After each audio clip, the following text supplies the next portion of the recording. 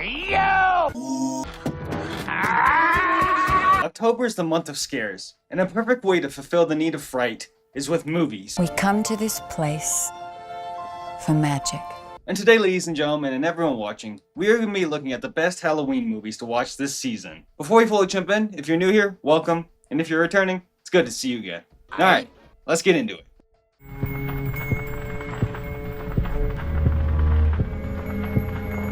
Extraordinary Tales. Extraordinary Tales is a 2013 anthology animated movie. The plots of each story follow the work of Edgar Allan Poe. The Raul Garcia film provides an eerily dark and charming visual parade of multiple differing styles of animation. The stories featured are The Fall of the House of Usher, narrated by Sir Christopher Lee. You have The Telltale Heart, narrated by Bela Lugosi. The Facts in the Case of M. Valdemar, narrated by Julian Sands. The Pit of Pendulum, narrated by Guillermo del Toro, and The Mask of the Red Death, which isn't narrated. They all are extremely stylized works of art, and that's what truly shines in this movie, compared to the stories. And while some of the shorts leave a little bit more to be desired, I think it's definitely worth the watch. And while the stories are pretty easy to keep up with, your understanding of them might differ. Same with your fondness of each short, as they're all unlike each other in animation style. Like, vastly different. And that might throw some viewers off. But if you love horror, animation, or Edgar Allan Poe, I'd highly recommend this film, and it's perfectly in tune with the eerie yet beautiful time of Halloween. I don't think it's the best visual iteration of Edgar Allan Poe's writing. However, it is a fun time, and if you don't enjoy one of the shorts, they're all pretty short. It's in the name. I think it's also a good movie you can just throw on during a Halloween party or a kickback, and people can pass by and be interested. You'll be grilled, you'll be aged, gonna serve you for kids on a plate!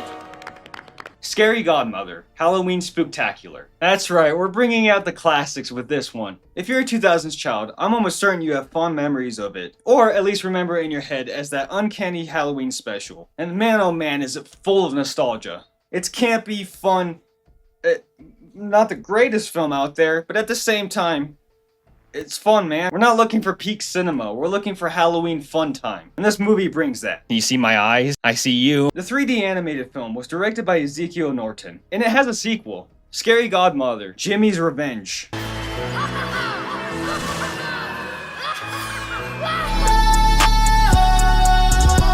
And that one came out 2 years later. The original Scary Godmother follows Hannah as she ventures out for her first trick-or-treating expedition. It also follows Katie, Daryl, Bert, and Hannah's cousin, Jimmy. And Jimmy's a little troublemaker, and he creates a plan to get rid of Hannah, just so the older kids can have fun trick-or-treating without dragging Hannah along. That big-eyed freak. I'm not above bullying a child. However, that plan by Jimmy leads to Hannah being taken in by her godmother, who takes her to a spooky realm to assist Hannah in giving Jimmy a good old lesson. Scary Godmother's gonna pull up with a gun and shoot Jimmy in the head. The movie is based on the book series by Joe Thompson. And I said it earlier, but the movie definitely falls into the uncanny valley, as the computer animation can make these characters' faces just look monsters! Ding dong, ding dong, ding dong already! and that can definitely throw some people off and make the movie not enjoyable. I understand that. But if you're older like me, you can definitely watch this movie and not only laugh at the animation, but some of the line deliveries are actually pretty funny. I mean, I don't sleep in a coffin at all. You're homeless? In fact, I would say that this movie is a classic and should be put up there with the greats like The Godfather, The Dark Knight, or The Shawshank Redemption. Look, this won't knock your socks off or anything, but it is definitely a fun time. And on top of that, it's only 40 minutes and on YouTube for free. So is Jimmy's Revenge, so you can watch both of them.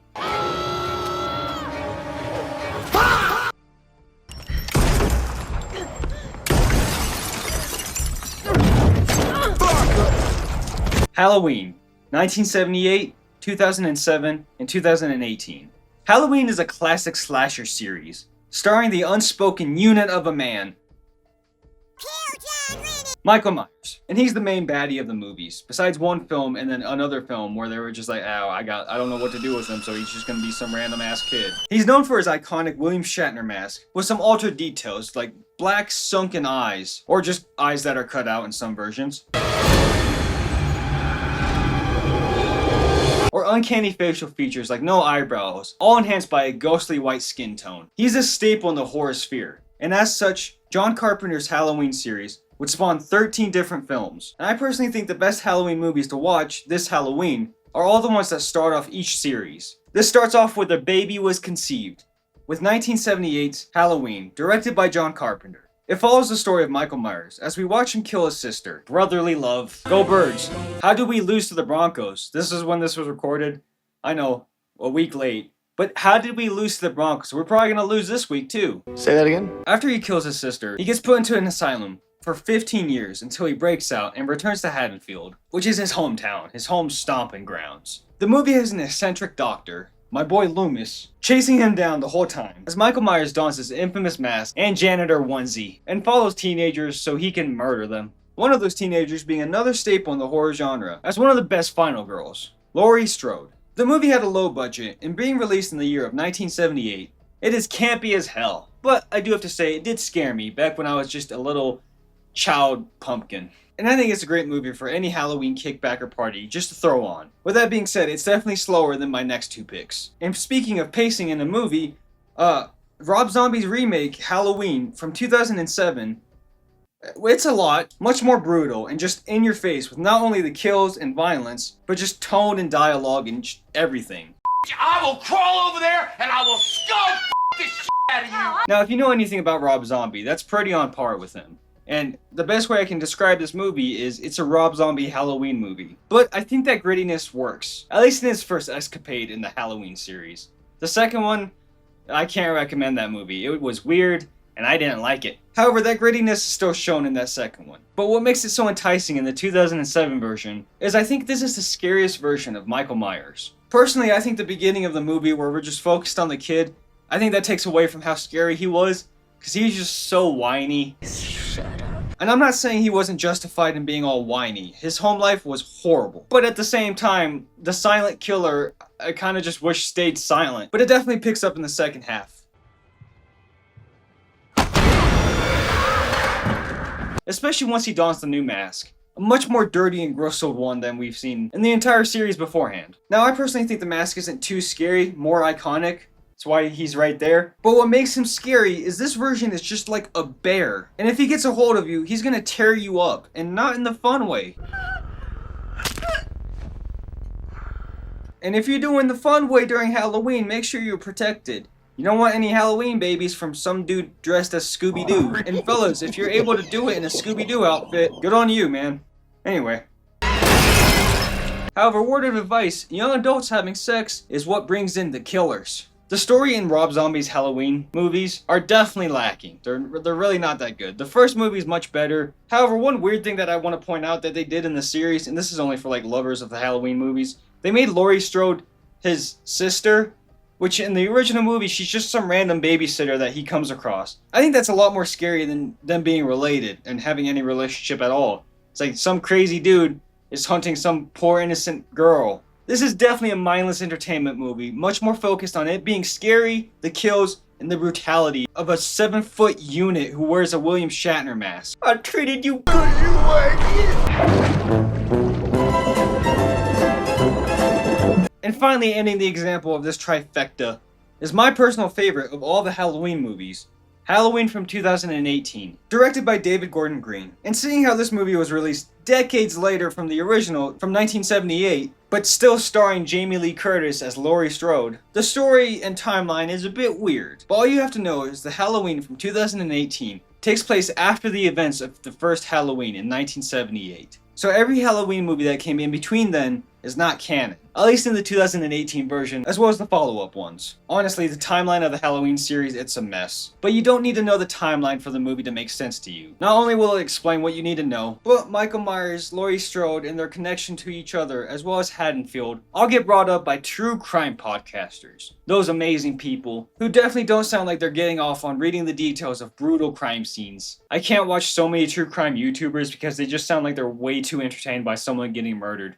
It's yucky. And the two podcasters that the movie follows definitely give off hints of that, because they go visit the survivors of the 1978 film. This being Laurie Strode, who obviously has PTSD, as she has a whole ass compound in preparation for whenever Michael Myers breaks out of the asylum. And the podcasters also visit Mikey Boy, bringing it all together while also introducing a doctor, not Loomis unfortunately, mainly because the actor who had portrayed him, Donald Pleasance, had passed. However, he does get mentioned in the movie. And you know how I said Laurie had a compound in preparation for Mikey breaking out? Well, He broke out. And from there, the movie follows Laurie Strode, the podcasters, and Michael Myers, as Michael Myers and Laurie Strode are inevitably gonna meet. And I'm sure the random podcasters will survive.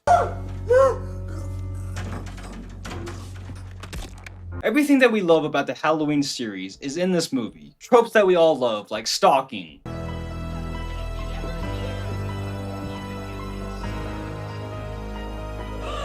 long walks. One of my favorite horror movie scenes of all time is the Michael Myers long shot of him just walking and scoping out his next target. It is such a great shot, which leads me into talking about the cinematography. It is very slick in this movie. Something we're seeing more and more of in horror, but I always appreciate when a horror movie is just clear. Because it's like, hey, we have something scary and we don't need to hide it in the darkness or anything like that. Or here's like 420p.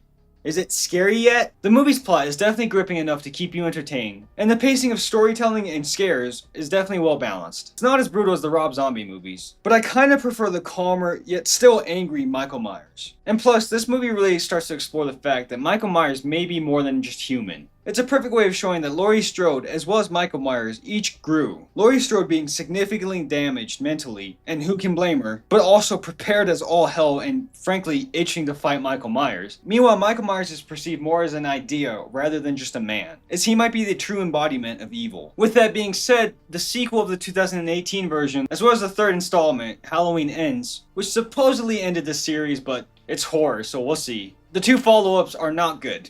At least in my opinion. Halloween Kills definitely has its moments.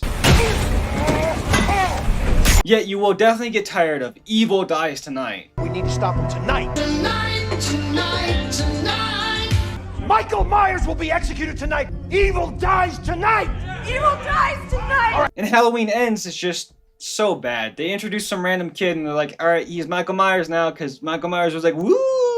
You're evil, you have my evilness. I hated that movie so much. But Halloween 2018 is really good.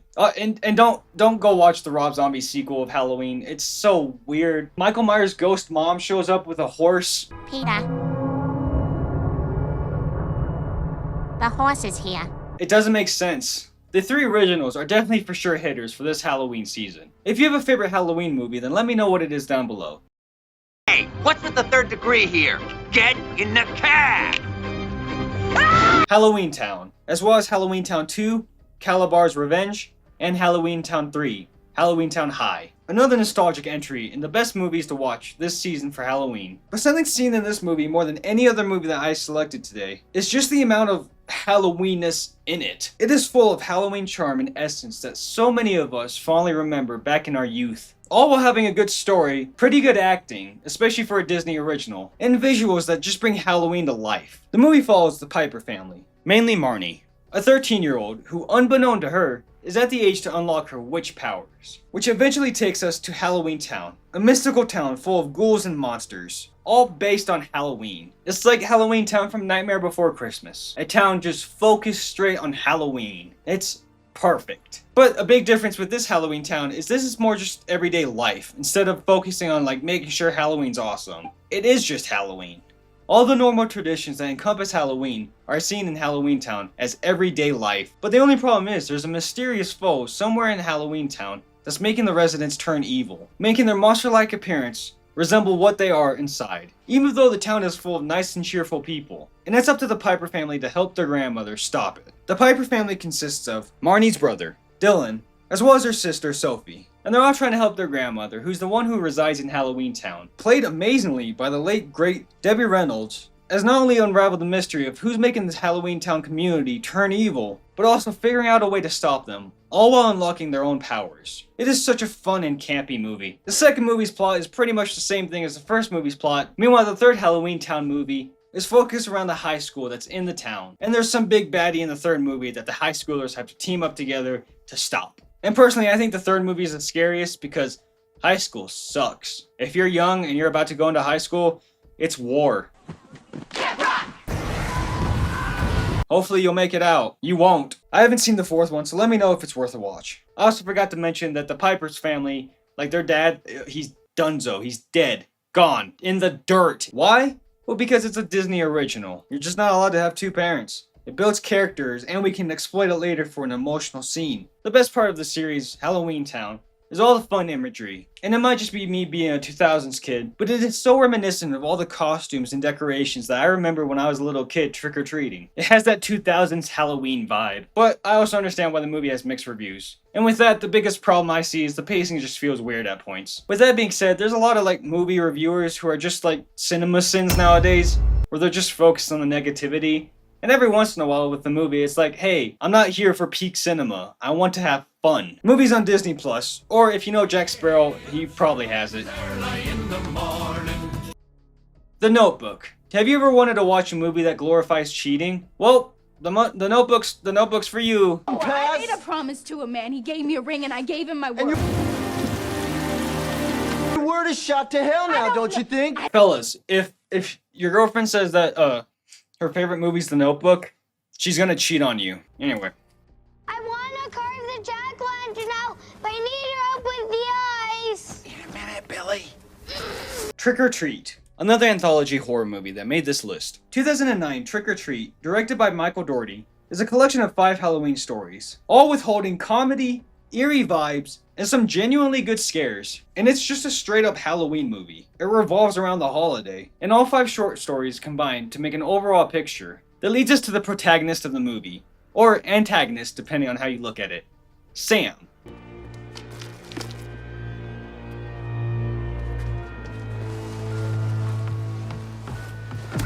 Who barely has any screen time but is one of the most memorable horror characters out there. The stories within the movie include a principal who is a bit clumsy with a horrifying mask that he takes off just for us the viewer. You got a story about a virgin who's looking for her first time. You never forget the first time you kill a man. Oh, it's not talking about that first time. The other one. Yet that story has some monstrous twists to it. You got kids on a bus.